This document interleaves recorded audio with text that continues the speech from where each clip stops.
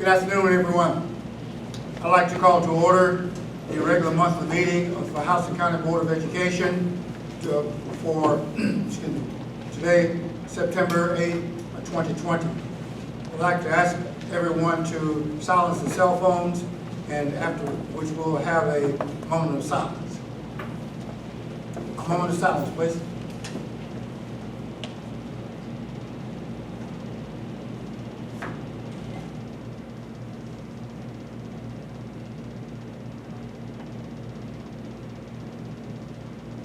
Thank you. I'm going to ask Lori if you will lead us in the pledge of allegiance. I pledge allegiance to the flag of the United States of America and to the republic for which it stands, one nation, under God, indivisible, with liberty and justice for all. Thank you. Before we get into our agenda, I received a call from Brian Upshaw. He will not be here today. He thought it would be best that he quarantine himself. He's fine, he said, but he wanted to quarantine himself in thinking of safety for everyone. So Brian will not be here with us today. Our introduction of visitors, Dr. Scott will make comments concerning our visitors during his comments. Yes, sir. Thank you. Every year during the month of September, we like to recognize our premier event sponsors, and being a little different situation this year, we want to do so virtually, but at this time, we'd like to recognize our premier sponsors for the district. Our community is so very fortunate to have companies that support our teachers, schools, district, and public education overall. We are grateful for these educational partners and their willingness to fund events and to help meet other needs. Since 2001, event sponsors ranging from Friends of the BOE to the premier level have contributed a total of $460,400 in cash. Additional in-kind support multiplies this contribution. Today, we will recognize our premier sponsor for contributing $5,000 or more annually. Year after year, their contributions enrich our employees' work experience by providing funds for a retirement banquet, opening session, Teacher and Employee of the Year gifts, years of service reception and pins, BOE lapel pins and coins, printing certificates as an annual student art calendar, the Teacher Hall of Fame reception and program, and special for this year, a coin commemorating our 150th anniversary. Many of our premier sponsors give above and beyond the amounts we will recognize today. Several also support individual schools, give additional gifts to our teachers and employees of the year, and support our district in other ways. It's easy to see how important these educational partners are to our district. Due to the COVID-19 pandemic this year, we're recognizing our sponsors virtually. Later, they will each receive a plaque and our 150th anniversary coin.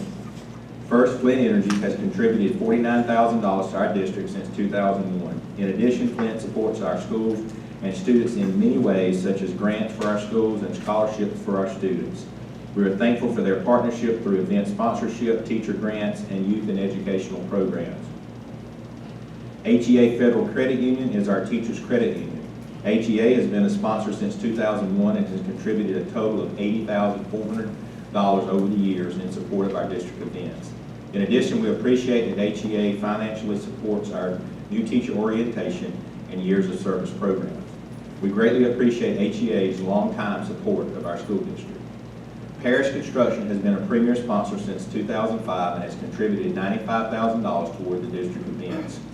Parish is also a scoreboard advertiser at all three of our stadiums and a supporter in many other ways. Parish steps up whenever we need anything, and we appreciate everything they do to support our district. Totem Solution is our benefits company. Totem has supported our district as a sponsor since 2017. We were thrilled this year that Totem contributed $10,000 as a premier sponsor to support our district level recognition programs and other initiatives. This partnership is very much appreciated, and we are so thankful for their support. Our next sponsor provides our secondary schools with annual in-kind service at no cost to the district. For many years, Houston Healthcare has provided athletic trainer services, sports clinic, and sports physicals for our middle school and high school athletes.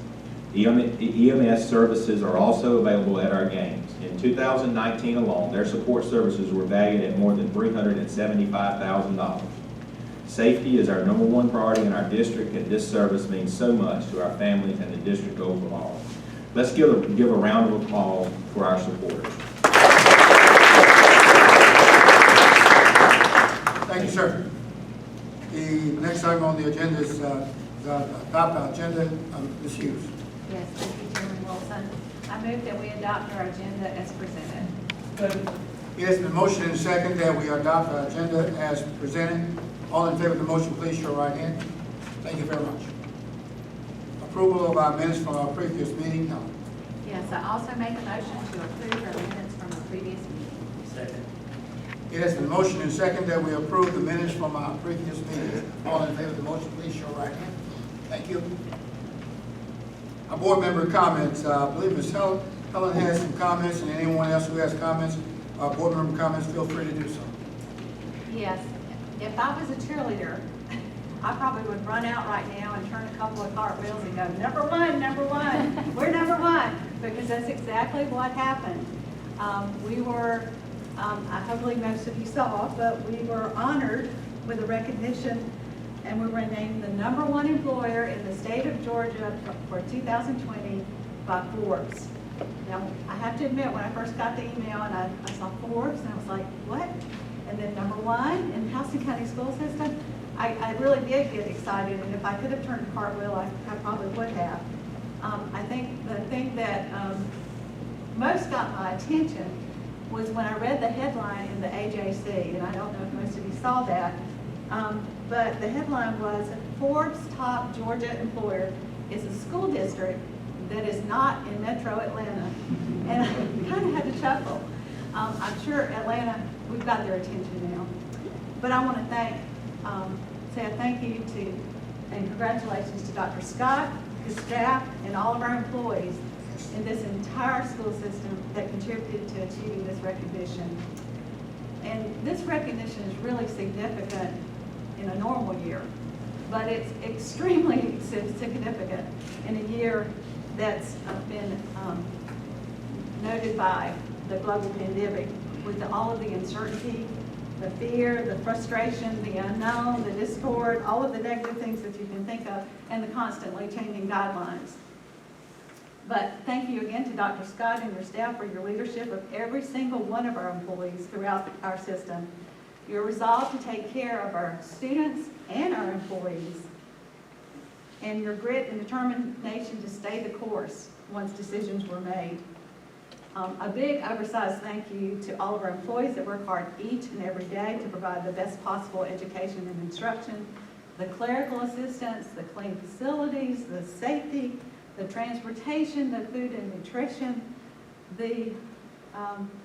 all of our other student services, whether in person or through virtual services, for all of our students. So finally, hardly a meeting goes by that Mr. Chairman Wilson, I call him Fred, because Fred and I have been here for a while. Hardly a meeting has ever gone by that he doesn't mention the importance of or remind us of teamwork. And teamwork was, it is, and it continues to be an integral part of the success of our school system. So I'm certainly honored and proud to be on this team and a part of the Houston County School System. Great. Job well done.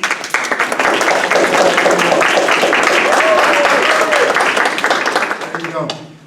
I'd just like to say, I echo everything Helen said, except I can't do the cartwheels. So great job, man. Great job, everybody. Great job. Other board members, comments? Anything at all? Thank you. Our superintendent report, Dr. Scott. Yes, sir. Thank you, Mr. Chair. Sonny Perdue, the U.S. Secretary of Agriculture, announced on August the 31st at Bonner Elementary School that the federal USDA was extending free meals to all children through December the 31st, and we're excited about that. And I know last week we were trying to work through the details of that, and we've got some great news on Friday that clearly identified all students to receive free meals, and we'll continue to make sure that we're able to provide those services and look at ways to expand and be more inclusive to provide those free meals. And I appreciate Meredith and her team working through that. A lot of uncertainty the announcement was made, and then we really didn't have the regulations at hand, so it was made us a little bit nervous, but I think that's beginning to clear up now, and so it's effective September 1st, so they'll be going back looking at any charges that were made to make sure that we reimburse those families or take care of that. But at the same time, we'll be distributing more information through our district website and social media platforms, so stay tuned for that. Ms. Hughes so kindly mentioned our Georgia's Best Employer recognition by Forbes magazine, and we were not even aware of that it had come out. It was a couple of days before we became aware of it, and we were overwhelmed that over 80,000 employees were surveyed across the United States, and of the large companies that were included on that list in Georgia included likes of Amazon, Chick-fil-A, Coca-Cola, Delta Airlines, Department of Defense, Google, Lockheed Martin, Microsoft, and many, many more. And to be atop that list is just affirmation of the work that our employees do. And I think, when you think about customer service, you don't always think about employees providing customer service to other employees, but many of the people in this room are about that, about providing customer service. And that starts with our department heads, our administrators at our school, our principals. I was just thinking, Darrell White was somebody that we asked to conduct an interview for this, and if y'all know Darrell, y'all know he is the epitome of customer service, and anything, if we do a favor for example, we delivered some stuff for Middle Georgia RESA to the other school districts, or picked that COVID-19 supplies up for Middle Georgia RESA, and again, they just raved about the great service and how Darrell was so organized and took care of things. But that's just a great example of the expectations that are there in place, and I so appreciate the leadership of the board. And Helen's also mentioned Fred, and Fred, we appreciate you. And there's no bigger cheerleader than you all, and we appreciate what you do. And it's a lot of times goes unnoticed, and you don't get a lot of thanks. You usually get the criticism, and often because of the decision that I've made. So a lot of people don't understand that, but I do, and appreciate your cooperation and teamwork. It's really about teamwork for the board and the governance team, but it's also about teamwork among our staff and executive staff. So thank you for affording me a little bit of time on that. Our school year, we're about 4.5 weeks in.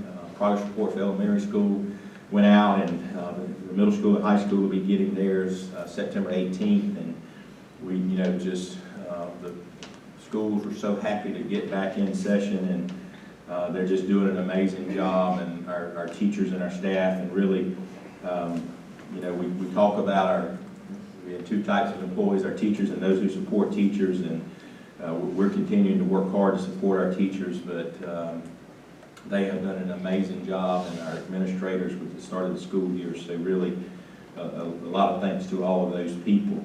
We do have virtual enrollment for our elementary schools coming up, and if you go to our website, that's advertised there for the week of September the 22nd to September 29th, and that will only be open for elementary, and for parents that do not want to make a change, they don't have to do anything, but if a parent prefers to change one of their learning options, then they would need to stay tuned for that information. Also tomorrow, Dr. Shaw will honor 31 of our teachers and gifted and talented students during a reception held by Zoom. And Dr. Shaw and his family will be gifting each teacher with $500 as a thank you for their work. As you know, this has expanded over the years, and Dr. Shaw has been a great supporter of our district, and especially our gifted program. And he does such a good job of recognizing those teachers and really talking from the heart how those teachers impacted his children and how successful his children have been as a result of that. And so he's been doing that since 2001, and so we're so thankful for his partnership. And in closing, just a reminder that the census is kind of winding down. September 30th will end our census, and Houston County as a whole is at 67.8% participation rate, and ranked 15th out of 159 counties. And we just want to continue to encourage anybody that has not completed the census to go out and do that. And It only takes a few minutes, and it really will benefit our community for the next 10 years. So if you've got friends or family who've not completed the census, I encourage you to get them to complete the census. With that, I'll turn the meeting back over. Thank you, sir. Next, we have our department reports, facilities, student services, teaching and learning, and technology. Any comment from board members? Any questions from board members? I have a question Yes, sir. about teaching and learning. I didn't understand, like, Title 3-A, the limited English proficient, unaccompanied immigrant title. It says we don't get the immigrant funding like we were. I know they gotta go hand in hand. I just wanted a little clarification on that. It was last year that the immigrant, the way that the funds are given are based on the current year's FTE. So once FTE is done in October, then the immigrant funds can be given to us. And immigrant funds are students that were born outside the United States in the first 3 years that they're here. And we have a lot of military Right. students, and that's how we get funding for that. And it's about $12,000. We use that for tutoring. Most of that money is used for tutoring and transportation for our ESOL students. Okay. And how does it tie in with the limited English proficient? I mean, there's one's funded and one's not. Is that different funds? Is it what? Is that different funds? Yes, it is. It's Okay. different funds. Mhm. Okay. One is based on once a student enrolls, we ask if there's another language spoken in the home. And if it's a yes, then we test them. And if they have low English proficiency, that's how we get the regular limited English proficiency funding. But the other is the immigrant if they were born outside the Okay. United States. So they're two different funds, So, funding sources. thank you. And I wouldn't, And I Dana, just didn't understand it. just so we're clear, we did receive the Title III immigrant funding. So it just that we didn't have any unaccompanied. Is that Oh, what that yes. statement? That is correct. That's correct. So there were no children, we had no children qualified for that, part of that fund. Oh, okay. Other board members? Any other comment? I have a comment myself. I want some clarification on the 5-point scale for managing frustrations. How did that come about? And I think it's a great idea, but how did that come about, and where are we as a system as a whole with that? That is a method that has been used with students who have behavioral issues and need to learn how to manage their emotions. It's something that we utilize when it appears that there may be a need for students to learn how to manage their emotions and their behaviors.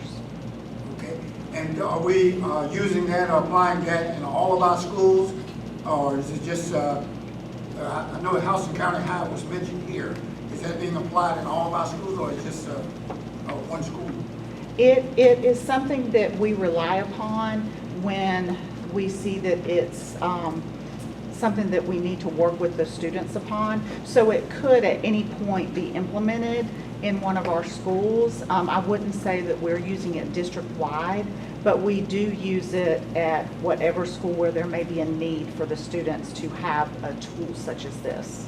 Okay, I think it's a great idea. I like the process that's used to 1 to 5 and to help the kids manage their anger or their frustration that they're having. So I think it's a great idea. It is a wonderful tool, and it's one too that you don't, once you teach them that, then you hope that they kind of internalize it and begin to use it on their own without any prompting. Yes, I think it's a great idea. Thank you all very much. To me, that's just another indication we're doing everything to make sure that our kids are able to manage themselves and to help each other. So great idea, great. Enter new business on our agenda. The 2021 Local School Board Training Plan. Yes, sir. I do present to you the training plan for this year, and it is just that, a plan. With the uncertainty of not knowing if the GSBA professional learning is going to be available, for us. We just are planning that that would be available. We did meet all of our training requirements for the previous year. Thank you all for that, and again, we'll continue to use our whole board training on the October retreat.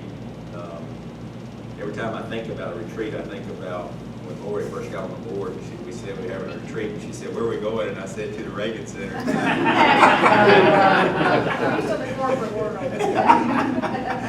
But anyway, so the plan is, just as we have done in the past, depending on whether those workshops, we would shift gears, and the state is aware that there's probability that some of that would change. With that in mind, I'm going to ask Lori if you will give us a motion on that plan. Yes, sir. I'd like to make a motion to approve the superintendent's recommendation for the 2021 local school board training plan for the Georgia Department of Education. It has been motioned and second that we approve the 2021 local school board training plan. All in favor of the motion, please show right hand. Thank you. Our financial report. Yes, sir. We are here requesting approval of our June financial statements as well as our July financial statements. At June 30th, we ended the year with $106,269,000 in assets. We had liabilities of $61,476,000. And we had an ending fund balance of $44,793,000. The revenues for the month of June were $46,232,000. We had expenditures of $43,769,000. And I will say this exceeded our beginning budgeted fund balance by over $8 million, and actually also our final budgeted. So it was a very good year financially for the general fund. Debt service fund had assets and fund equity of $6,551,000. We had revenues consisting of interest of $1,203, and we had no expenditures for the month of June.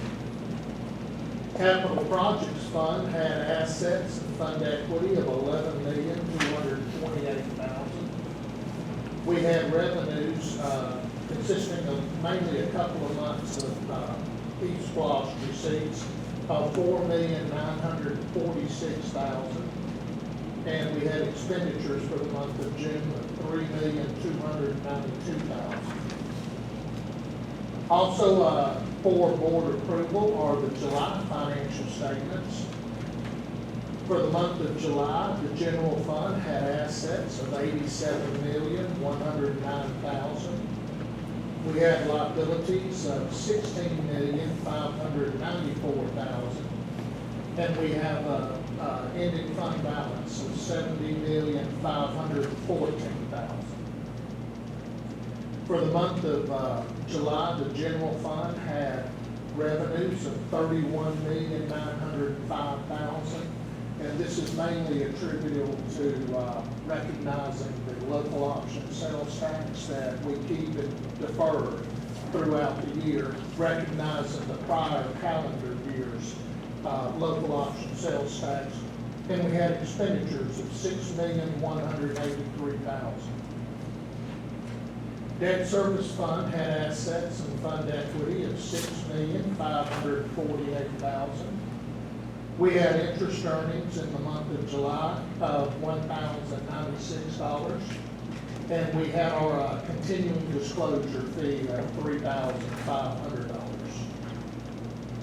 Capital Projects Fund had assets and fund equity of $10,173,000. For the month of July, the Capital Projects Fund had $1,410 of revenue consisting of interest, and we had expenditures in the amount of $1,056,000. Also presented is the preliminary financial information for August of 2020. The general fund had assets of $72,763,000. We had liabilities of $18,771,000. And we have an ending fund equity of $53,991,000. The revenues for the month of August, based on a preliminary basis, are $7,099,000. And our expenditures are $23,622,000. And I just want to briefly say the reason those are so much larger than our revenues is, as you know, we pre-fund the August salaries on our, less than 12-month employees, and so we will eventually get the revenues to help offset that 12th month of salaries and in June as we accrue the state revenues that are available to us. Debt service fund had assets and fund equity of $34,923. At this time, we had not received any interest or anything yet from the banks for the debt service fund, but we did pay the fiscal year 2021 principal payment of $6,050,000 and our semi-annual interest payment of $463,000. Capital Projects Fund had assets and fund equity of $10,705,000.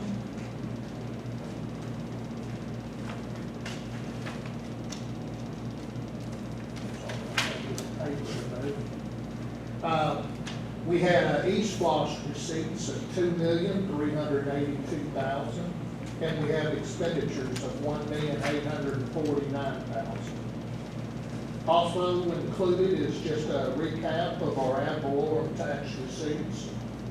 This is pretty much what you saw last month. We have not received our September payments yet, but last year we finished at basically 96.72%. Our collections were 96.72% of what we had levied last year. So hopefully that will improve this year. And then also is a recap of our local option sales tax and our education special purpose local option sales tax. We continue to exceed what we had collected last year for the same month. It wasn't quite as high as it had been the last 2 months, but again, we are basically 3.86% ahead of where we were last year, which is definitely within our projections. And then for the month of August, we received title ad valorem tax receipts of $880,000.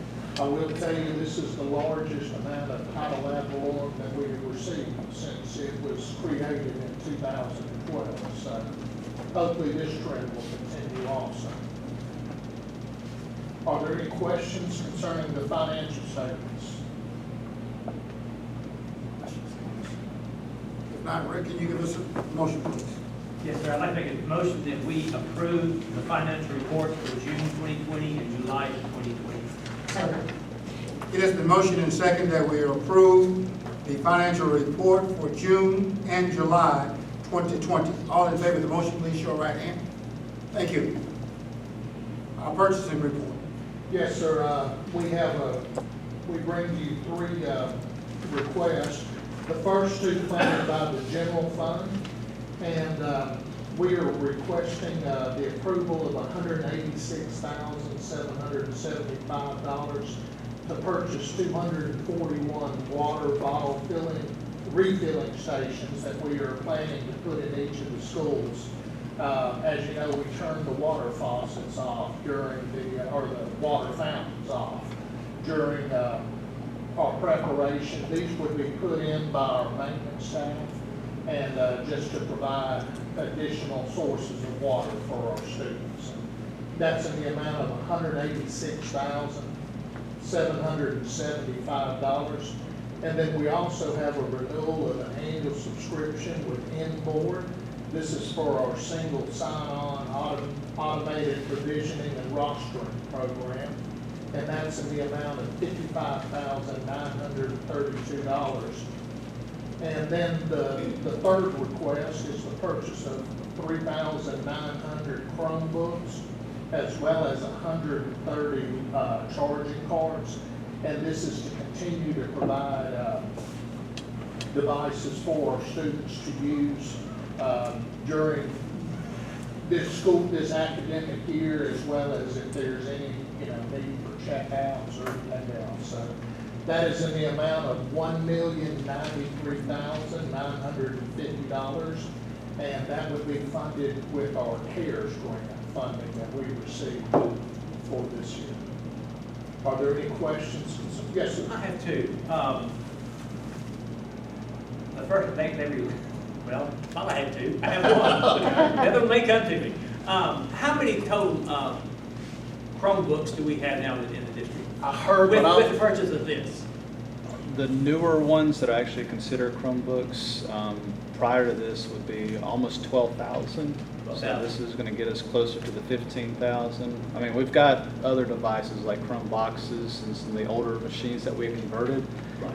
That would get us another couple thousand. And a lot of our older ones are what's being lent out right now to students. And I had a question, the refilling stations, I've seen some in other places. Yes. It's filtered and all that, you stick your ball under there and it shoots it. Yes. Other comments or questions? Oh, go ahead. Those are pretty good. Okay. Any other comments or questions? Rick, can you give us a motion on that, please? Yes, sir. I'd like to make a motion that we request the approval for the September 2020 purchases for a financial impact of $1,336,657. It is motion and second that we approve the purchasing report for September 2020 in the amount of $1,336,657. All in favor of the motion, please show your right hand. Thank you.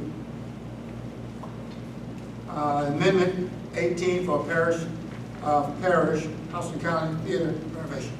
Yes, sir. Just basically stating that we're requesting approval of Amendment 18 with Parish Construction Group.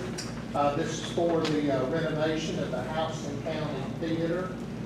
This is part of the 2017 East Loss Capital Outlay Program, and the amount of the guaranteed maximum price is $1,011,917. Questions, comments, anyone? Yes, sir. Was the roof replaced on the theater when we did the renovation a Yes, couple years ago? it was. All right, thank you. And the air conditioning was too. The air conditioning was included in that renovation at that time. In fact, that was really one of the routes that, you saw as you drove down 96, and we had a lot of work on that. So yes, sir, that was part of the House and County High School renovations in the 2012 East Loss program. Any other comments, questions, anyone? Dave, can you give us a motion, please? Mr. Chairman, I move that we approve as presented amendment number 18, Parish Construction Group for the House and County High Theater renovation, financial impact of $1,011,917. Second. It has been motioned and second that we approve the Amendment 18 for Parish Construction Group for the renovation of House and County Theater renovation. All in favor of the motion, please show your right hand. Thank you very much. Our personnel report. Good afternoon. I bring to you our personnel report for September. As far as our certified resignations and retirements, we had 0 elementary, 0 middle, 0 high, and 0 system light. We are so thankful we had not had any certified resignations or retirements in our certified staff. We also had 0 certified transfers, 0 certified new hires, and then our certified vacancies at this time, we have 1 elementary and 1 system-wide vacancy for a total of 2. On the other hand, we have our classified resignations and retirements at a total of 53 for this month. Just in comparison to last year, this time we had 24 resignations and retirements for this month. Classified transfers, we have had a total of 32. Classified new hires, a total of 56. And classified vacancies stand at 93 total. This time last year, we were at 35. I think it's the pandemic. Yes, the biggest discrepancy in looking at the individual types of job is our paraprofessionals. We have 40 vacancies this month, and this month last year we had 7 vacancies. for That's our what I was paraprofessionals. noticing, is the whole paraprofessionals. Yes. And we did freeze those for a while, we weren't hiring. We went for about 3 months or longer Right. that we didn't hire any of those positions, so they kind of accumulated on us over time, and then we started back up in July, and so it's just taking time. Well, and other thing too, sometimes, especially in maintenance or even clerical positions and stuff, they may hire within our system, and so then it causes a domino effect, so you're not immediately hiring for some of those positions. What are we doing in the cases where we're not able to fill those positions? Like the Services, like how are we providing services? We have substitute staff that fills in if needed. And a lot of times, these positions are not IEP driven. We're very fortunate. A lot of systems only have paraprofessionals if they need it for the class size. We just feel like that's a good model.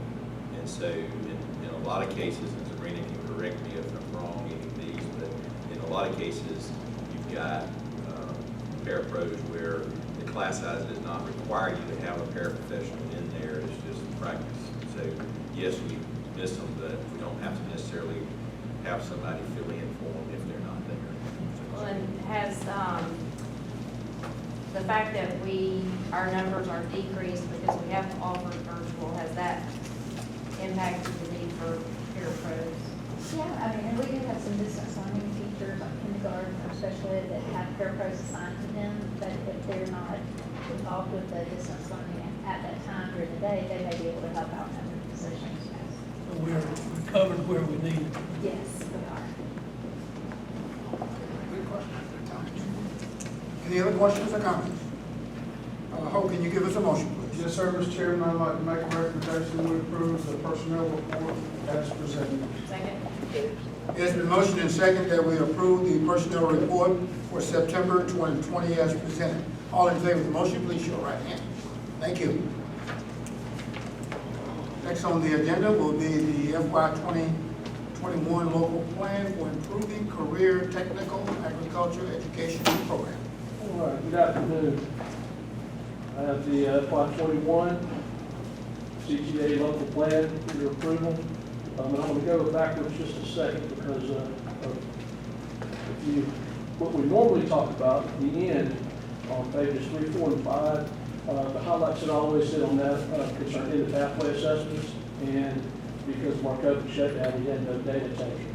So all of that information, you can see there, is just static, still left over from last year. So hopefully, we'll have some in pathway assessments and data for this coming year, for next year. So going back to the page 2, where the grants are. You can see that the first 3 sections concerning the Perkins, which is our federal grant. This year we have the Perkins 5, which is updated from last year.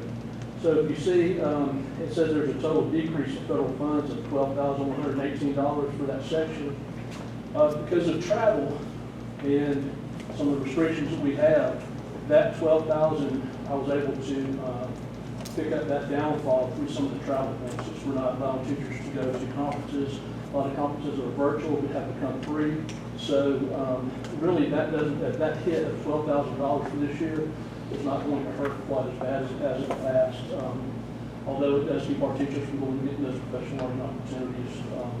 There's a lot to be said with being face to face with someone versus virtual. So, and then as you move down to the state grants, the first one says a decrease of $15,000. It's just simply we did not have a program that was going to go through industry certification this year. So there was no need for us to apply for that grant. So really that's just neutral. And you see the extended day, the apprenticeship, and the supervision grant, the other 3 CTA grants. We had some CARES Act money that was put in there. to help offset. And so as you see, the CARES Act money is in there. Some of it helped us quite a bit on the extended day and the apprenticeship along with the supervision grants. So, and again, any downfall in that because of travel, we're able to put that over into other opportunities for those teachers. And as you move down to the ag area, we have some CARES Acts there. Also, there's one that I know when you look at, we have a decrease of $34,000 for the young farmer. If you remember, we had Dr. Phil Gentry retired this past year. Well, Phil had 33 plus years plus a doctorate. His replacement was Ashley Denton. Ashley's got about 14 years experience and a 6-year specialist degree. So that offset, we didn't have to apply. When we applied, we didn't need as much as we did for Phil. So where it looks like we've taken quite a hit on that, it's not. It's going to meet the need just fine because of training experience, degree, and so forth, and years of experience. And then the same thing goes for the capital equipment grant. The reason why it's 0 is we did not apply for any of those. We didn't have the need for it this year. And then where it says vocational equipment grant was 0, a decrease of $120,000. During the course of the changeover of Perkins 5, some of the rules and regulations for applying for grants changed. So we did not have a need for vocational equipment grants. So whereas last year we applied for that, it's budget neutral for our system, it said $120,000. This year we did not apply for one because there's no need for it right now. So if you kind of take that, if you look at the total decrease of funds, if you take that $120,000 off of that, $49,500, and then take into consideration hiring Ashley to replace Dr. Gentry, Ms. Denton, that kind of offset that. So I feel real good about this coming year's funds because last year, if you remember, our total was over $185,000 decrease. So we kind of took a hit last year, but we made it through it just fine. So I feel real good about this coming school. Any questions, concerns? I do have a question. I noticed we have grants from federal and state. Is this going to cost our system anything financially? Our system itself? The only thing out of this that we have what's called the local maintenance of effort.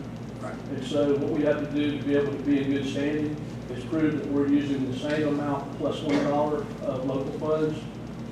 And we do that. We offset with our salaries.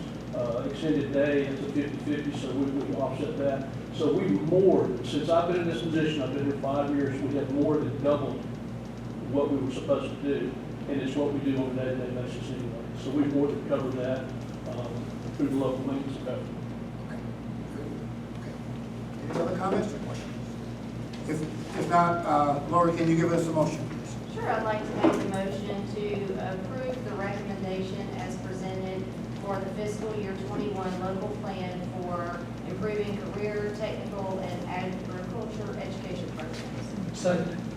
It has been motion and second that we approve the FY21 local plan for improving career, technical, and agricultural education program. All in favor of the motion, please show right hand. Thank you very much. Revised policy, JAA. Good afternoon. I bring for your approval a revision of policy JAA with the new federal Title IX regulations that were passed on August 14. The contact information for the Section 504 and the Title IX coordinators were added to this policy, and the Title IX coordinator has been moved to the Executive Director for School Operations position. Any questions about that policy? Thank you. Helen, can you give us a motion? Yes, I move that we approve the revision of policy JAA that addresses the new federal Title IX regulations. Second. It has been a motion and second that we approve the revised policy JAA, which deals with student equality, education, opportunity. All in favor of the motion, please show right hand. Thank you. Next policy, GAAA. Also bring for your approval a revision of policy GAAA. And this revised policy will differentiate between a general complaint procedure that we handle in school operations to a sexual harassment complaint procedure. which also aligns with our new Title IX regulations. For it to follow the sexual harassment complaint procedure, it must be one of the three definitions in the policy. Otherwise, we'll handle it as a regular complaint procedure. Questions, comments, board members? If not, Rick, can you give us a? So I make a motion that we approve the revision of policy GAAA. It has been motioned and second that we approve the revised policy GAAA, which deals with personnel, equality, opportunity, employment. All in favor of the motion, please show your right hand. Thank you. Those are all the items that we have on the agenda at this time. We do need to go into executive session for personnel matters. All in favor? I need a motion, please. So moved. Sorry, thank you. All in favor of the motion, please show your right hand. Thank you. We're now in executive session. Thank you all very much.